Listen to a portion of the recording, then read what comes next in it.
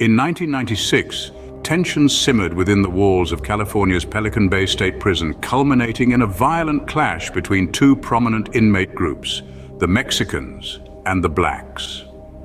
Nestled in the northwestern corner of California, Pelican Bay State Prison was designed as the epitome of maximum security. It was built to house society's most dangerous criminals, and its isolation served as a stark reminder of its purpose. But behind those imposing walls and barbed wire fences, a different kind of society was taking shape. In this closed ecosystem, racial and gang identities became the defining factors of life. The Mexicans, the blacks, and a myriad of other factions carved out their territories, each governed by their own set of rules and codes. For these men, their allegiance was more than just a means of survival, it was an identity. But beneath this veneer of order, there was a growing unease. The prison was plagued by overcrowding, a problem that was exacerbated by the harsh conditions within its walls.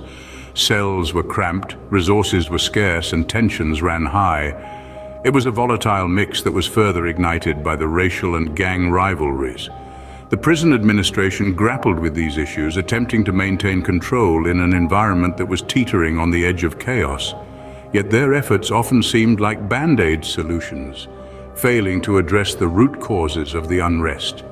As the days turned into months and then into years, the pressure continued to build. It was a slow burn, a silent crescendo that was felt by everyone within the prison's confines. The inmates, the staff, even the visitors, they all sensed it. You could feel the tension in the air, like a powder keg ready to explode.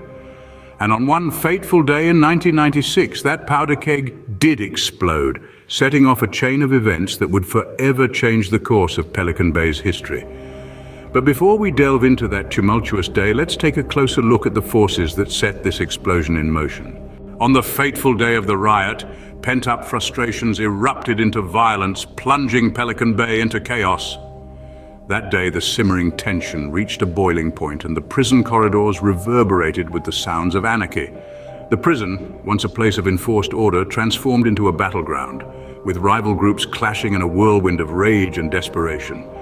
Eyewitnesses recount the day with a sense of chilling disbelief. One recalls it was like nothing we'd ever seen before. Inmates turned on each other with such ferocity it was clear that this was more than just a power struggle. It was a fight for survival. The fear and confusion were palpable. Normal rules of engagement were discarded as the prison descended into a lawless frenzy. Another ex-inmate remembers, "The air was thick with the smell of fear and the noise. The noise was deafening, shouts, screams, the clatter of makeshift weapons. It was a symphony of chaos." The riot was not only a physical clash, but an emotional one, a manifestation of years of pent-up anger and frustration. As the riot raged on, the prison's grim reality was laid bare. This was not a scene from a dystopian novel. This was Pelican Bay in 1996, a showcase of the worst aspects of humanity, fueled by systemic issues that had been ignored for far too long. The riot also exposed the stark racial divides within the prison. As one former inmate put it, on that day it didn't matter who you were or what you had done. All that mattered was the color of your skin and the gang you were part of. It was a twisted form of solidarity. In the midst of the chaos, there were also moments of unexpected humanity. Stories emerged of inmates helping each other, displaying a sense of camaraderie that transcended gang affiliations. These were brief flickers of light in the overwhelming darkness. The riot at Pelican Bay was a wake-up call to the world, a brutal reminder of the consequences of neglecting underlying issues in the prison system. It was like a war zone. People were fighting everywhere and you didn't know who to trust.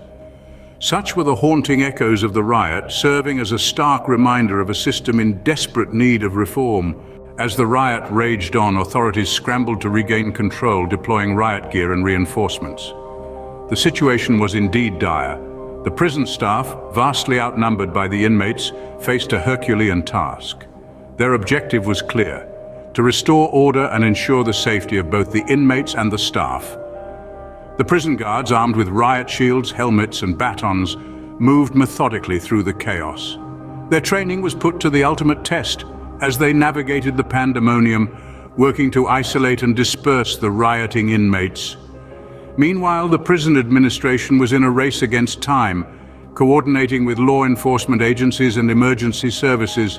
They activated emergency protocols, calling upon additional resources to manage the situation. Reinforcements from nearby facilities were brought in, and medical personnel were on standby to tend to the injured. The riot was not just a physical battle, but a psychological one.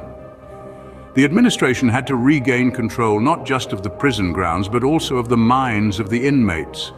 The prison's negotiating team played a crucial role here, working tirelessly to open channels of communication with the rioting inmates, urging them to cease the violence and return to their cells.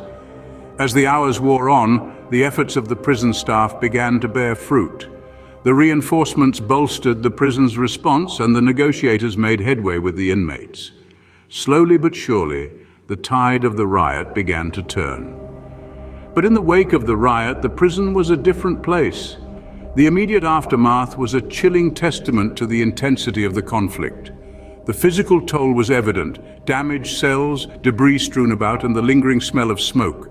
But the human toll was even more profound. Scores of inmates and staff were injured, some seriously. The prison's medical facilities were overwhelmed, and many injured inmates had to be transported to nearby hospitals. After hours of unrest, the riot was quelled, leaving behind a trail of destruction and deep scars. The 1996 Pelican Bay riot was a stark reminder of the explosive potential of unresolved tensions. In the end, it wasn't just about regaining control, it was about understanding the factors that led to the loss of control in the first place. It was a wake-up call for us all. We knew we had to address the root causes of the conflict to prevent future tragedies. In the aftermath of the 1996 Pelican Bay riot, a stark reality dawned on those who walked the prison corridors and those who observed from the outside. The riot was not just an isolated incident, but a manifestation of deep-seated issues that had been simmering beneath the surface for far too long. Prison officials, community leaders, and reform advocates alike began to reflect on the causes of the riot. Many pointed to racial tensions and gang affiliations fueled by overcrowding and harsh conditions. Others highlighted the lack of effective conflict resolution mechanisms and the need for more proactive approaches to handling disputes. While the riot had exposed the prison's underbelly, it also sparked a critical conversation about much-needed reforms. The call for change was clear and urgent. The prison system, many argued, needed to move beyond a punitive approach and focus more on rehabilitation and reconciliation. But what did this mean in practical terms? For some, it meant introducing programs that would address the root causes of violence and conflict, such as education and vocational training. For others, it meant changing the culture within prisons, promoting respect, and fostering a sense of community among inmates. In the years following the riot, these ideas began to take shape. Pelican Bay and other prisons across the state started to implement changes. Some initiatives met with success, while others faced challenges.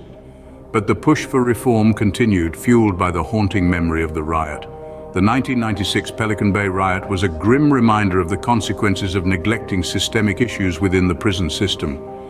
But it also served as a catalyst for change, sparking a broader conversation about prison reform and the need for a more humane approach to incarceration.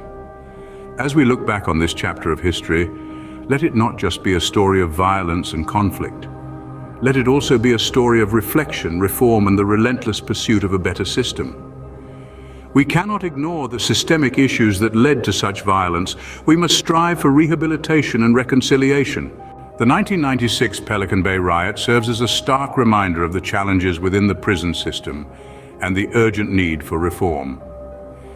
This pivotal event, born from a cauldron of unresolved racial tensions, gang affiliations, overcrowding, and harsh conditions, is a scar on the face of our prison system. It tells a tale of a system stretched beyond its limits, unable to adequately address the root causes of conflict. It's a narrative of a powder keg waiting to explode, a tension that was palpable, thick, and volatile. And when it did explode, it plunged the prison into chaos, turning the confined space into a war zone. But within the chaos and the conflict, there were also glimpses of humanity. Amidst the fear and the violence, there were those who sought to regain control, to restore order, and to heal. The riot was a wake-up call, a loud and clear signal that the status quo was not sustainable.